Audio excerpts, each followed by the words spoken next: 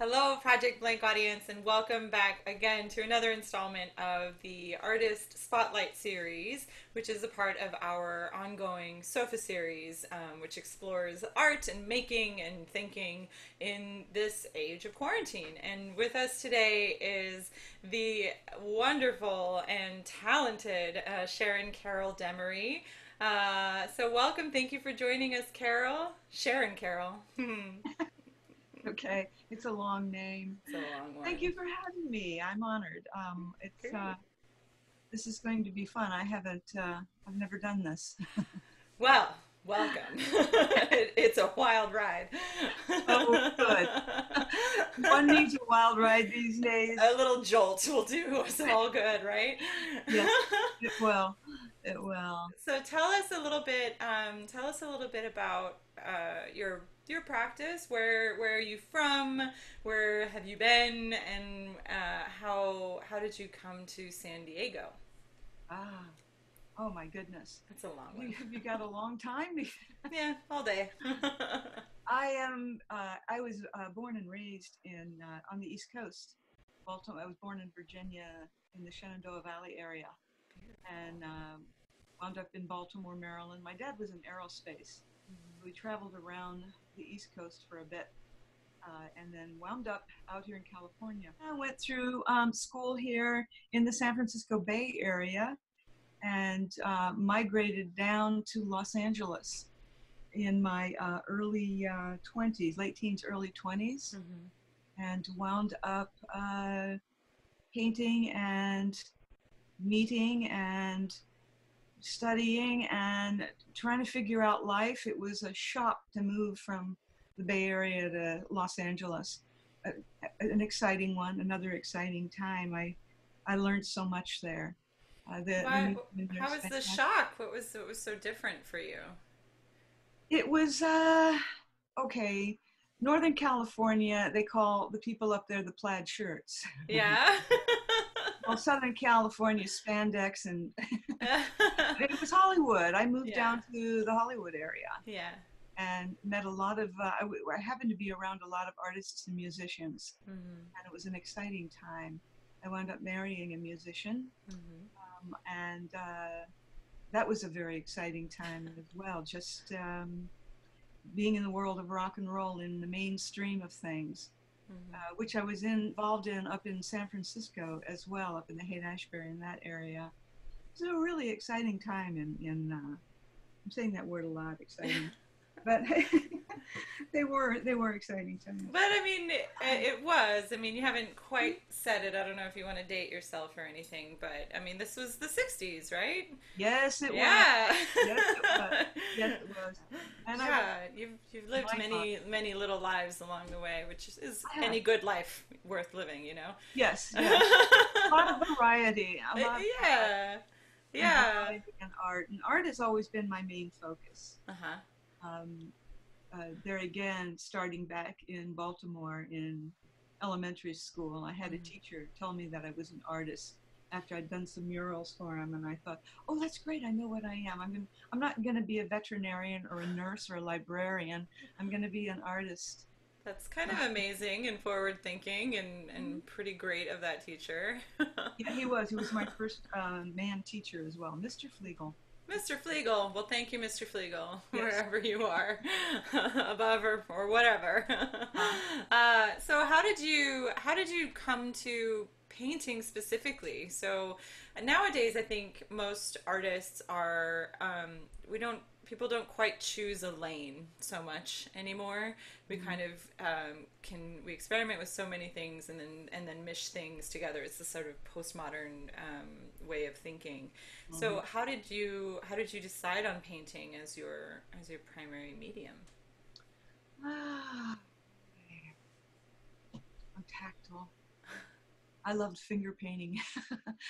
I loved drawing. It was just something I always did. I thought everybody did that actually when I was growing up. Um, I started making images in the 60s when I was married to a rock and roller. Mm-hmm. And he was successful. He was in a group called Steppenwolf. So I made stage clothes. And I had all these fabrics left over. And I thought, wow, look at this all glitter. And they had fabric houses in Los Angeles that were phenomenal. They still So I do. just started taking all the scraps of paint when he was out on tour, and scraps of fabric, Mhm. and making what I called tapestries. They were Yeah. really applique work, large, huge pieces, and wound up working for and doing tapestry for a big design firm in Los Angeles, and started showing those pieces. But what I really wanted to do was paint. I just didn't know how I was going to get back into that from my childhood days. It wasn't easy. I, um, I wound up going to see, I wanted to learn the airbrush for some reason. I don't know. Somebody gave me one and I thought, I should learn how to use this. I mean, I often wondered if somebody had given me a flute, if I would have gone to learn how to do that.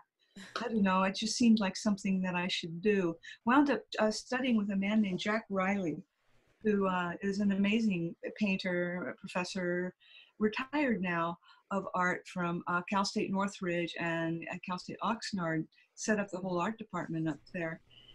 And with Jack, I learned about contemporary art. He told me to read, he told me to look. I started touring around and looking at all the art that I could see. New York fascinated me. Went to New York after I had done my first body of work and had a show with it. I went to New York and I went in to see Leo Castelli. Yeah, I did. I did. I know. Who would do that? You did. Um, so, I don't know. Some little kid from Marin County, Los Angeles, would do that. He was very nice, by the way. He was supportive. He knew I was young. Uh-huh. He said something like, "It's going to be interesting to see where you go with this." Yeah. And I don't think I really knew what he meant. How did you take it at that time? I was fascinated. I didn't know how important he was, first of all. I really didn't. I had no clue. I just thought, well, he's got a beautiful gallery, and I love the work in his studio there, in his Yeah. gallery. And New York just fascinated me. And I thought, wow, he was so nice to see me. I thought that was impressive right there. I thought, well, I must be good if he's going to talk to me. Mm-hmm. I didn't realize how naive I was. I wound up traveling to Italy Mm-hmm. and really seeing great art. All I the mean, high Renaissance painters, and I just fell under their spell. it's overwhelming. It is way Yes. overwhelming. I mean, you and I have talked a little bit about this, but we went to Florence for my first time, and will not be my last. I hope not. We can get on planes eventually again, but it was just like I don't know. I could not. It felt like I didn't have nearly enough time, and we were there for weeks. You know, you need to be there for. I felt like I needed to be there for an entire year, and just go and sit in a room for an entire day and take it all in, and then go to the next room and take it all in. You know, it was just so immense and so overwhelming, but so moving. Yes, it is. It is. I was there for about a month and spent a lot of time looking in the Uffizi and in Rome in the Sistine Chapel and Hmm. seeing all of that. And I just thought, it brought me to my knees in a sense. I remember being in front of the Donatandi, Michelangelo's round painting, and Hmm. I got very emotional. I thought, wow, I thought I knew how to paint. How naive can you be? I, I thought, well, I've got a lot to learn, and that was good. I mean, that That's was good. good. It was. If I had not gone there, I may have gone on thinking that, gee, I know it all now. I'm good. I can paint this. I can do that. But I learned a lot there. It Hmm. was so I came home from Italy and immediately went to this big seminar workshop up at Humboldt State with all these New York heavies, Hmm. David Solly and Carol Arpel, and New York painters and performers. Hmm. I don't know if you know Carol Arper. She's a dance, you know, okay. Oh, they Hmm. were married. I hope they're still married, actually. But I got to talk with him quite a bit, and I got to talk with Roland Reese, who's a New York painter, uh, taught at UCLA, Mm-hmm. and these people influenced me as well, which is where I started that painting. The painting. Ah, painting, yes. The thighs of God. The thighs. I know, and Or I the never laps. They're like more like the laps of the God, right? laps of God. Really, I never meant that to be disrespectful, and I kind of worried about it a little bit, displaying it there in the church. But It is. I was showing the piece to my father when I was midway into it, and my father said, "Well, it looks like the thighs of God." It just came out of him, and I thought, is that profound? Or maybe, I don't know. So that night, when you asked me to show that piece, first of all, that was a little bit of a shock. And I thought, okay, I'll do it. It's not finished. I started it so long ago, and I stopped myself very early on in it. Mm-hmm. When I left Humboldt State, I started it there and talked to a number of artists there about it, Roland Reese being one of them. And he kind of put me off a little bit. He scared me a little bit. Yeah. I thought, maybe he came in and he said, he looked at my painting. He said, now this is really smart. And I thought, okay, I don't, do you mean you don't understand? Or is it going to be something that people are not going to get? And what am I doing here? And just about that time, so I don't know, I did something to the painting that night that kind of stopped me in my tracks. But that's not the only thing that stopped me in my tracks. I went through a big life change at the same time that's not worth going. No, it's not that it's not worth going into. It's too whatever. But I decided that I needed to paint in oil. You decided. I just decided. I did. First of all, I lost the big. I was an urban guerrilla in downtown Los Angeles. I had rented a big space and rented the whole floor of the old Catalina swimwear building and set up studios in there and rented them out and got paid for the rent on mine. That was a 7,000 square foot studio and all windows. And I could paint very large there. But I had to move on. I got asked to teach over in Arizona at Arizona Western College. And I had a little tiny studio, and I had students, and I had all these responsibilities, and I could no longer hold on to those studios in Los Angeles. I needed to move on. So I sold out of those, and I started painting in oil. And the first image I painted was that Sybil. And that Sybil is just so magic. There's so much about her that she's so symbolic of so many things. She, that kind of that kind of made me think, what am I doing? I want to put this Sybil in that painting, in the thighs, in the triptych I was working on, and I just never got around to it. I never got. What does she mean to you? I mean, so remind everybody she's a part of a larger work. She's one of the 5 Sibyls on the Sistine ceiling that Michelangelo did. Yeah. And the Sibyls, of course, were the seers. They were considered pagans until they started predicting the coming of Christ. They all predicted it. And so the Christians started to accept the Sibyls, and Michelangelo especially did, and put 5 of them, the most interesting, on the ceiling. And she, I'm not sure if it's because when I looked at them, there were several that I loved, but that one, I don't know, she captured me. What's her pose? It feels like she's like, I don't know, she feels like she's on guard a little bit.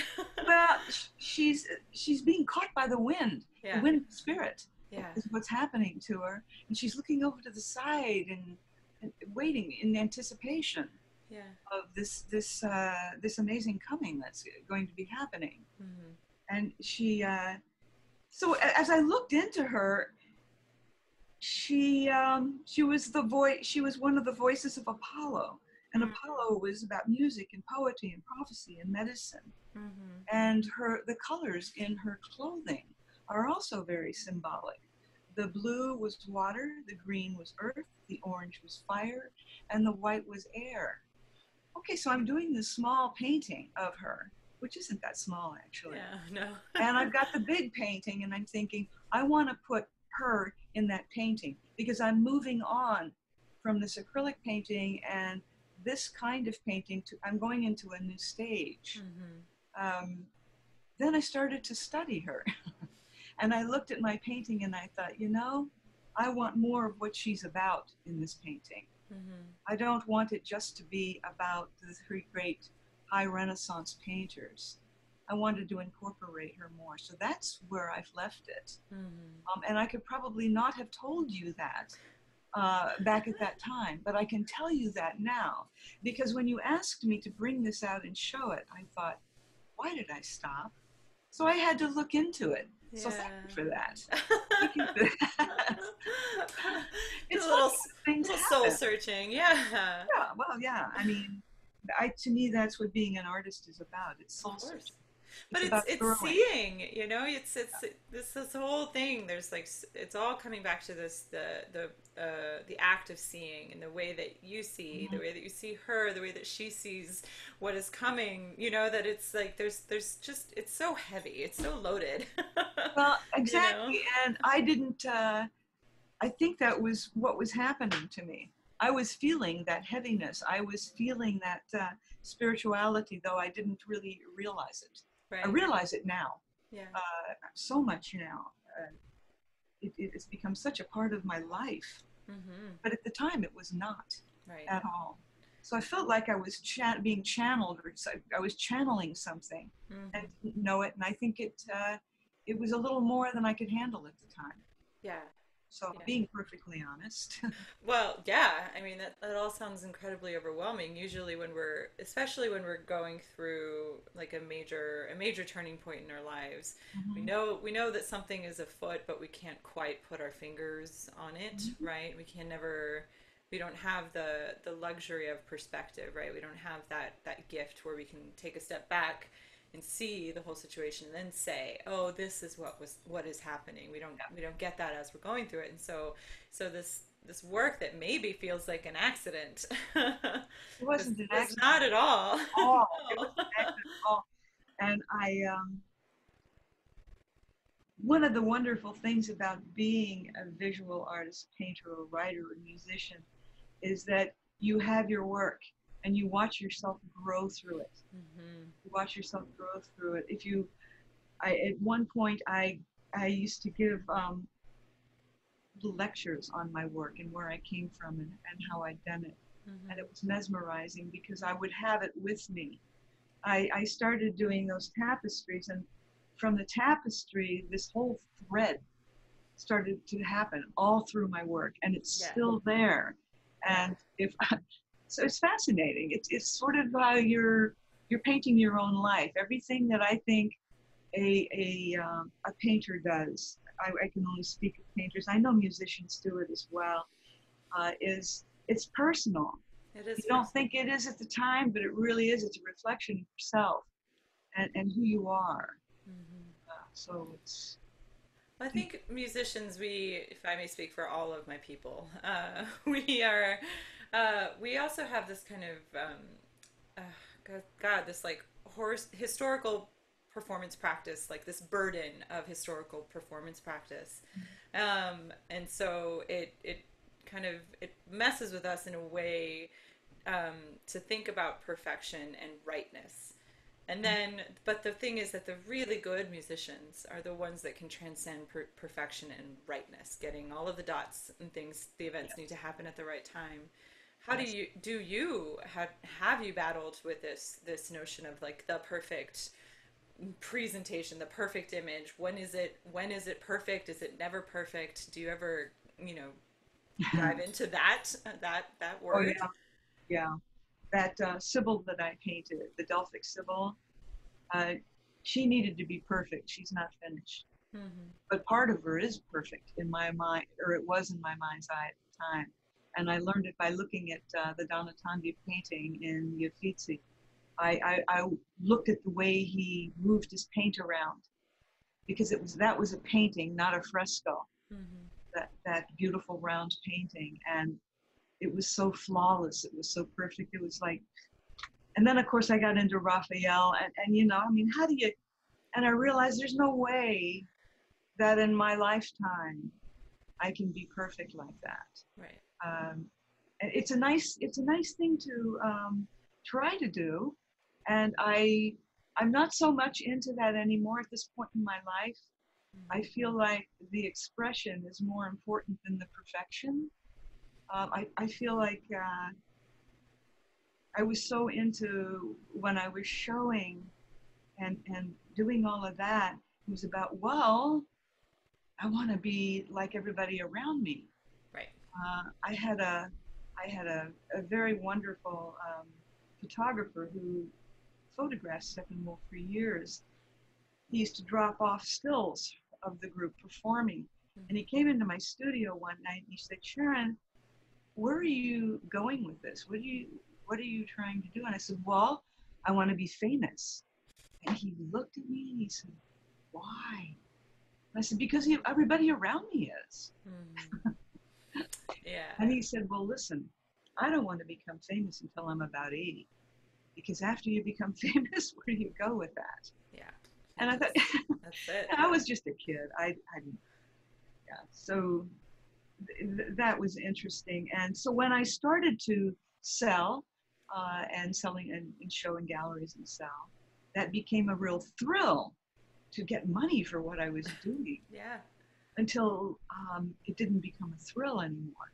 It Hmm. meant right after the show, you sold some paintings and you went back to your studio, and it was like, oh, now what? Yeah. Now what? And you there was always this come down. There was always this Hmm. come down. But you get back, you get back in the saddle and you pick up the brushes and you continue on Hmm. and you move on. And I did move on. I remember my first one woman show at the Foster Goldstrom Gallery in San Francisco. After I had that show, I wanted to change my paintings entirely, and I did. And I brought them in for the next show for the next year. And he said, wait a minute. This is too much of a departure from your work. And I said, well, Foster, It is my work. it What is else my could work. it Well, be? he was selling blue chip in the back of the gallery, and Hmm. he had the front of the gallery for young artists around San Francisco. And it was kind of him to show a lot of us. Yeah. And he was selling some of us, Yeah. but not all of us. And, I guess he felt like he just needed to get somebody else in there. You had to keep doing what you were doing because he could sell that.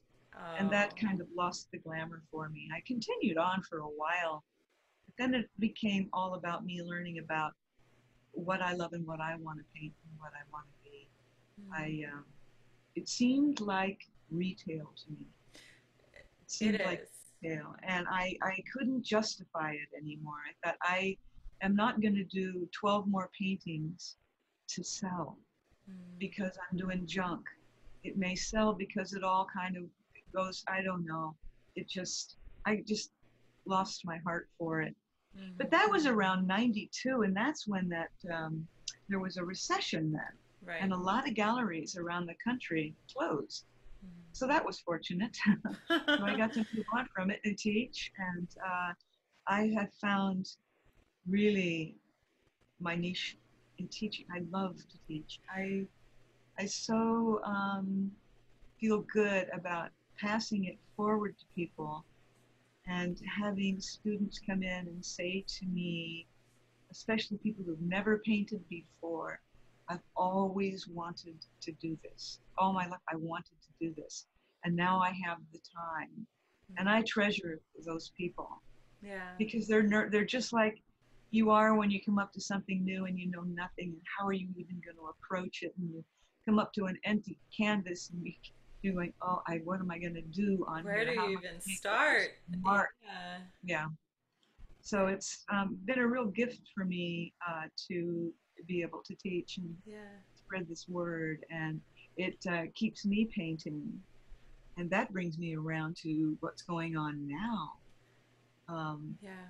I've been teaching at the Athenaeum for about full time, not full time, but I've been on staff for I think through four years. Uh-huh. I've been there about six. Yeah. I went in to substitute, and then they brought me on staff, and I have so enjoyed being there. I teach two classes. Mm-hmm. One's an impressionism, and the other is an abstraction. And I started out teaching the impressionist class, and when they asked me to teach the class in abstraction, I thought, how do you teach abstract painting? Yeah. How do you do that? And I thought, well, I remember learning how to do it, figuring it out. And I went back into my head and I thought, okay, what did I do? And first of all, I studied graphic design, and that I studied graphic design to get on the computer. So that wasn't cutting it for me. I thought I Mm-hmm. need to study more. I need to look at this more. And I started to look at the greats here in this country. Mark Rothko. Yeah. Mark Rothko was one of them. I saw his body of work, and they had a retrospective of his in Los Angeles at the museum there in the, God, it was the 70s. I think it was the late 70s. Mm-hmm. They had his work it Yeah. was all through the entire museum, from his earliest body of work all the way up to to his last painting. Yeah. And I was trying to figure out, I was trying to break through from the tapestry I was doing, a break away from the realist images into abstraction. I really wanted to express myself there. And I Well, just couldn't figure out how to do it. can you explain to me? Because I don't know. I've tried to explain to people how I have like felt when you're in front of a Rothko. You know, that Mm. people are just like, well, what the hell is the big deal? It's just a big square, a big block of color. I could do that, and it's like it's hard to explain. It's like, well, I don't think so. So how do you like? What is your reaction to something like that? They are immense. They are overwhelming. I didn't expect to get emotional when I saw my first one, but I totally did, and I couldn't quite understand it at the time. So what was your reaction to seeing all of it in one place? Well, let me walk into that, the beginning of that exhibit. I walked through all of his early work, Mm-hmm. and I saw myself. Hmm. I walked and I got to the back room, and it's where the big, beautiful color field paintings are. And I just started to cry. Yeah. I mean, yeah, I can It's feel that now. what His is it? work is magical. His work is spiritual. His work, you stand in front of it and you look into it and you go into it, and it starts to undulate. It starts to move. Yeah. It starts to speak to you. You start to feel it. You can, like, if you stand in front of the one of the warm color, one of the warm value, Mm-hmm. you start to feel warm. Yeah. It starts to, something happens to you visually, Yeah. both with the color and then with the immensity of it. And when I go in to see a Rothko, I always get in trouble because I walk right up into it. Mm-hmm. And I will stand, they'll only let you stand a foot away from it. And I explained to them what I was doing, and they said, all right, but don't go any closer than that. And they let me do it.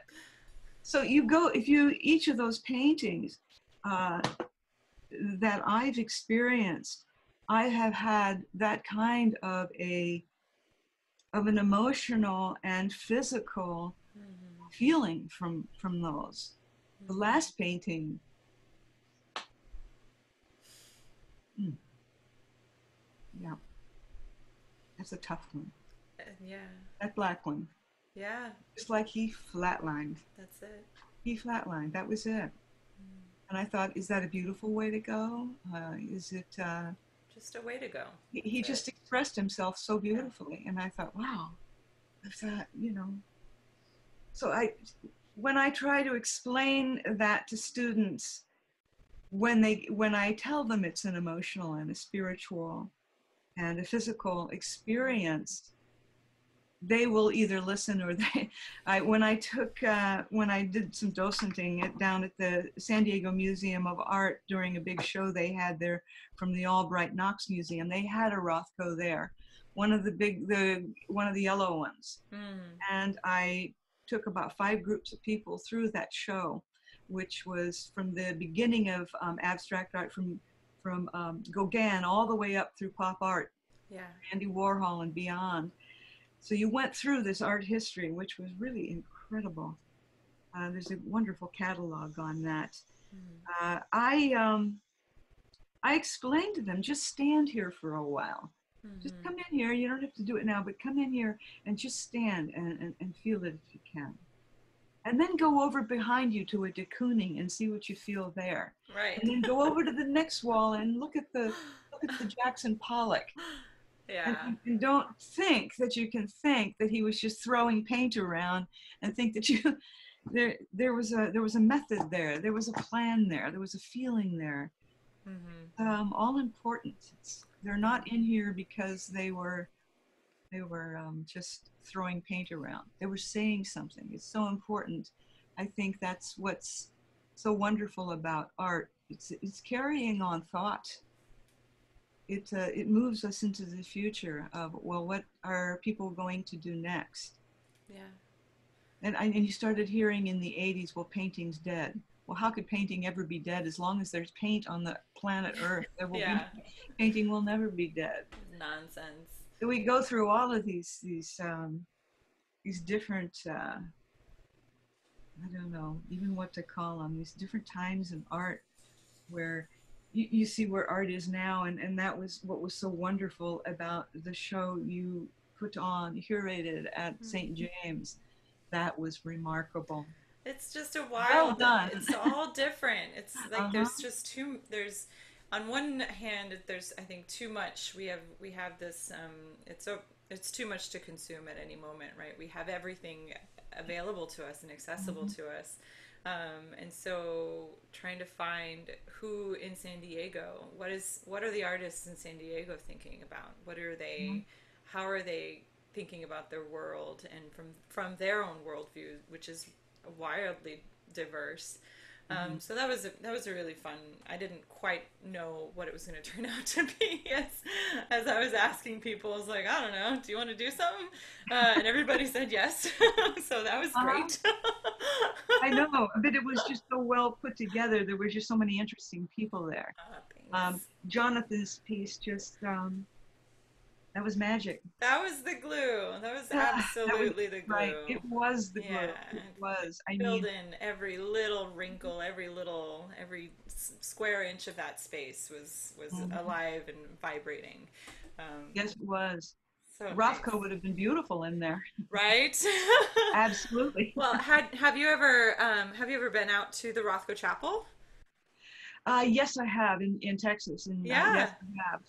And have Yes. you been there at a performance of Rothko Chapel, the with the collaboration that he did with Morton Feldman, the No. composer? Yeah, so he wrote so Morton Feldman, they're contemporaries of each other, and they have pretty similar points of view. I think all of the musicians are going to come for me with that, but I think they're similar, where they kind of explore slowness and they explore Wow. space, and in Feldman a lot of like silence and stillness, that we allow a sound to ring and we allow a sound to vibrate and we allow a sound to decay, and then it's sort of these like droplets of sound that just sort of appear in what feels like a haphazard way, but it's entirely organized and structured. Yes. And so in the chapel, they were working together. This piece of music was written for the dedication of the chapel. That was this like you're in the room with the panels and, Yes, and this slow moving thing, and so it's like every sense is activated as you get to experience it. So if you can ever get there to hear the actual performance of the piece of music, Rothko Chapel in the Rothko Chapel, that's got to be incredible. that's a I've heard bucket about it, but I list. haven't done it. And I haven't seen the Dia lightning field yet, and there's just so So much. much. Oh, geez, I know. There's so I much. That makes me think of my favorite performance artist that I got introduced to the night of my first opening at the Foster Goshen Gallery. It was Laurie Anderson down at the Yes. Stratford Theater, and Yes. this woman came on stage, oh Superman, and I'm like, where is she from? Oh yes, yes, yes, yes. I love her so I, much. she had on this white satin suit that reflected the light. It was all about light Uh, and all about this music, and it was like the music was floating, she was floating, the light was floating. It was yeah. like so all encompassing. So good. Yeah, yeah. She's one of my favorites. I did see a show, a kind of a retrospective of her work in Oh Houston. no, we lost your face. I think you hit the there you go. A retrospective of her work, of Laurie's work. Yeah. Yes, at the Houston Museum of Art. And I mean, sculpture and performance and Yeah. painting. And she was so well rounded and loved skipping around in all of it. Mm-hmm. You know, I mean, the closest I've got to skipping from painting is sculpture. I wanted to do I was asked to do an art in public places, an art Mm-hmm. in San Diego, and I had this idea of doing a cloth piece, a homeless shelter of a piece of cloth hanging off in bronze, hanging off of a wall with a platform underneath it for them to sleep on. Wow. But then I found out the price of bronze. Oh, Jesus. But I There actually goes that. talked to some foundries, and they were so kind. I Yeah. brought in my little maquette that I'd made with wax and Yeah. fabric, and they thought, we can do this, we can do this. Yeah. And I said, well, it needs to be big. And they went, yes, well, we can do this. And then there wasn't the funding to do it. I mean, Right. it was just It's too too much, but it would have much. been beautiful. Yeah. Yeah. Well, fabric is something that comes back throughout your work. You've got this Mm. great these great series of it. They look so almost photorealistic, but not because the light sort of gives them I don't know. It gives them this kind of like not alien, but it's just this otherworldly kind of quality to it. These big draperies. So how? Tell us a little bit about that. What was the process of getting into those big drapery pieces of your those paintings? Ah, that's a great question. That's a great question. I was making all of these tapestries, Mm-hmm. and I made quite a lot of them and sold them and started, you know, getting commissions and started hating it. My fingers were just so poked up with needles. Yeah. No, I was finished, is what I'm trying to say, Leslie. I was finished. I knew I needed to move on. Yeah. That's just how what I knew I needed to move on. And okay, so now let's go back to Rothko. Yeah. So when I walked in the last part of the museum and saw his work, I what was so emotional for me is I saw he went through exactly what I had was going through. And when I got to his room, I thought, okay, this is the stepping off place here. Mm. This is where I'm going to step off. It was a huge influence on me. I went back to my studio and I took some pieces of fabric and I didn't cut them up. I hung them up. Yeah. I hung them up and I lit them up. And I started taking photographs of them. And I took a piece of white satin and I hung it up and I shined some a yellow flood on it and a blue flood on it, and everything started turning purple and yellow and blue. And Mm-hmm. it was beautiful. It was beautiful. So I started painting those images. Mm-hmm. I started to think, okay, I don't have to make an image of something. This is the door. this is the door that opened for me. Mm-hmm. When I walked through the door into his work, I thought, I get it. I see where to go. I see where to go. And it's led me through a lot of things. I started with this fabric thing when I was a very small child. It's Mm-hmm. been with me all my life. My mom, from my mother, actually. My mother was quite a lovely artist. Um, and I used to take her pieces of fabric and make things out of them, make Mm-hmm. weird little creatures, and so it's yeah, that there's that thread that just keeps coming back through. A literal Come thread. around, a little thread. It's there. It's there. Yeah. Oh, yeah. Well, Sharon, oh, there you go. You keep like No, hitting no, some I am. button. I'm In gonna your, keep my hands off your the table. hands I know. up, I'll have a sip of tea. hands up. Yeah, there's too many little things on this table that trap me. Gets me in trouble when I'm teaching my classes on Zoom. Yeah, I'm sure. I'm sure. We're all figuring out this weird landscape together. We And all are. of its failures and all of its, I think, its successes, right? That we can stay connected, we can stay engaged, we can stay involved and thinking and interacting as much as we can until this thing is over, whenever that is, I know. I you know. know. Yeah, I look But days ahead and I think, where? what's next? We don't Ooh, know. We don't know. So we'll wait it out together in this yes, in we this mediated way. will. We will. All right. Well, thank you so much, Sharon, for talking with me about Rothko. I could talk about Rothko for hours, about your perspective, the way that you came to your practice, and all of the things that make you super wonderful. And Oh, I'm honored to know you. I'm honored oh, to share this time with you. So thank you so much for joining me. thank you. I'm honored to have been able to do this with you. All Thank you for right. inviting me. My pleasure. All right. Talk soon. Bye. Bye.